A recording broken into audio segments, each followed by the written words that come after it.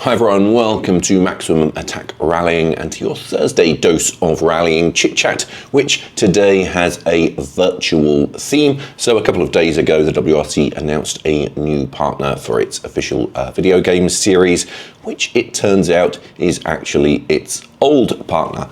If you haven't been paying attention, was it a couple of weeks ago now, EA Sports announced that they would not be continuing to develop and update their current title, EA Sports WRC, and that their agreement with the promoter was coming to a premature end. So they were supposed to manage the video game series up until 2027, but that will now stop 2 years early. And this week, the WRC have announced Nacon, I think it's pronounced, a French developer.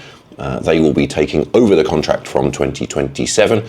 They, of course, under one of their sub-brands, developed the previous generations of WRC game, generations being a slight pun, as I think their last title was called WRC Generations. So we had WRC 9 before, 10 before that, 9 before that, etc., etc., etc. So they had been in charge of the franchise for a while.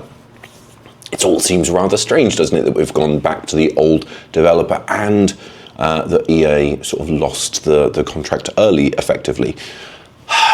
Is that a surprise? I'm not sure that it is in terms of EA. I think, did it really go to plan with EA Sports WRC? Perhaps not fully. So I didn't really talk about this when it happened, did it? So I'm going to talk about it now for a moment. Do I think EA Sports WRC was successful? I think I have slightly mixed feelings. It has received a lot of criticism online for its running issues and various graphical glitches and other things.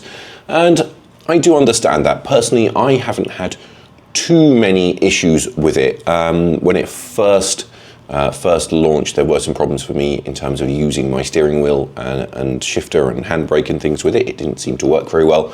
But once those were fixed, it's generally been okay in terms of running. I think the big bugbear for me was the graphical glitches.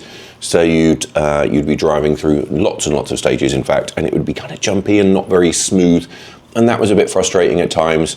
But overall, I think it was an enjoyable game to play overall. I did like it. I think maybe it didn't quite move the game, as another pun, move the game on enough from Dirt Rally 2.0. I think it was kind of the unofficial sequel to that, wasn't it? And it maybe didn't move things on enough graphically. I think visually the graphics weren't that much better than Dirt Rally. And the physics were okay. The tarmac physics weren't as good as they could have been, perhaps. So it wasn't perfect. That said, I think there were some good things about it. I thought, visually it still looked good. While it wasn't a big step from Dirt Rally 2, I thought visually it was still a good, it was decent. And, it had lots of cars in it, lots of stages. So I think from that perspective, I think they got that right. They had a good selection of cars to start off with. And while the 2024 season update pack wasn't amazing in terms of the cars it added, I think the two recent DLC packs, the La Maestro and Hard Chargers, did add some really good cars. So I think from that perspective, I think they did a good job. And so I think it is a shame that it hasn't continued to develop. And I think many people will see it as not being a massive success. But I think there were some real good points. What I do want to touch on, however, is the impact that this decision has had. So as I understand it, this is going to have a big impact on the Codemasters team. So EA Sports bought Codemasters, and they were the ones who did the development of this game. And as a result of EA deciding to effectively suspend all development of racing games, I think apart from the F1 title, I think a lot of Codemasters people are now having to move on and find other employment. So that is a real shame for me. I think that is a big thing, and I don't think a lot of people will be surprised by it. I think EA Sports, it seems, I'm not a gaming expert, but EA Sports seem to have a bit of a reputation for that kind of thing. So that is a real shame. If you look back at Codemasters' back catalogue, obviously in recent times we had Dirt Rally 2.0, which was generally very well regarded.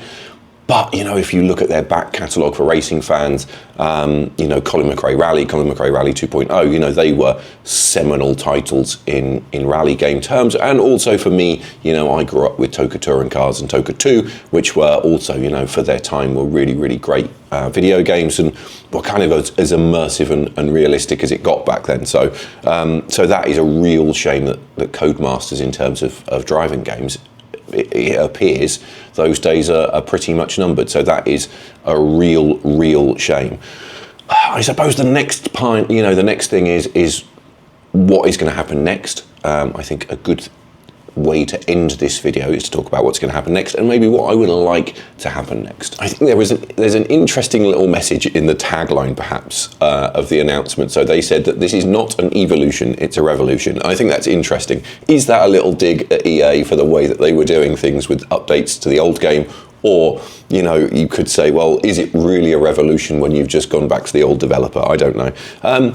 I can't say too much about Nacon, to be honest. I am not a gamer by any means, and I don't have any experience of the more recent WRC titles that they developed. I only really sort of came back to gaming with Dirt Rally 2 and EA WRC. So I have actually downloaded one of the more recent ones because it was £7.50 on Game Pass, and I thought it would be interesting to try it, but I haven't had time this week, so I will try it and maybe I'll make a video about it. But I think when it comes to the next game and the direction over the next 5 years, it will be starting in 2027, a decision has to be made, doesn't it? And they have said in their announcement that they want to appeal to the hardcore fan and to new players, and I think that's the difficult balance with a game like this, isn't it? And I think that's where the elephant in the room emerges in terms of Richard Burns Rally or Rally Sim fans, which is really still the benchmark for rally games in terms of the more hardcore. You know,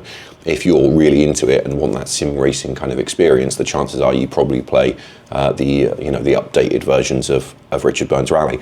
I have dabbled in those. I've been meaning to make a video about it, and I think there are some things I like about it. I'm not going to talk about it in too much detail. There are some things I like. There are some things I don't like. But I think physics-wise, it probably is the best, isn't it? So do we go down that route with the new game, or do we have a more kind of fun, friendly, easily accessible version? I think for me, if I was in their position, I would find it very difficult to not try and finally beat, you know, Richard Burns Rally and try and create something that offers that immersive experience with really good physics. I would personally be aiming for that, but just try to make it a bit more user-friendly. You know, I think the challenge with Richard Burns Rally, obviously it's on PC, to get this updated version, and it's a bit of a faff, you know. It's not a console-type experience, you know, in terms of settings and things and navigating menus. So, and that's, you know, that makes sense, doesn't it? Because that's the nature of it. But if they could have that easy to use, easy to access, you know, all the latest cars and lots of fun old cars, but have those really good physics, I think that would be really, really good to see. So that is my hope for it. Will they go down that direction, or will they try and make it a bit more fuzzy and friendly? I don't know. That's a difficult question, isn't it? Because I think ultimately you have to create something that is attractive to people, and what perhaps we need from a WRC game is not something that is aimed solely at the hardcore fan, but something that's going to bring in new people and that is exciting to new people. So it needs to balance authenticity, doesn't it, against being something that anyone can pick up and think, oh, hey, actually, this is really good. Well, what's rallying about? Let me go and have a look and find, you know, some YouTube content and actually get into the sport proper. So it'd be nice if it acted as a conduit in that way as well. But we will have to wait and see, won't we? I think the important question is, what do you think? What would you like to see in the next series of WRC games? It's just a shame, isn't it, that we are going to have to wait so long. We are effectively in a position now where we will be 2 years without an official WRC game. So we won't have a game following the 2025 or 2026 season. So that is a real shame. Anyway, as I said, let me know in the comments below what you think. What are your expectations? What do you want to see from the next series of WRC games? Other than that, make sure you follow me over on socials, hit that subscribe button here, and I will see you next time.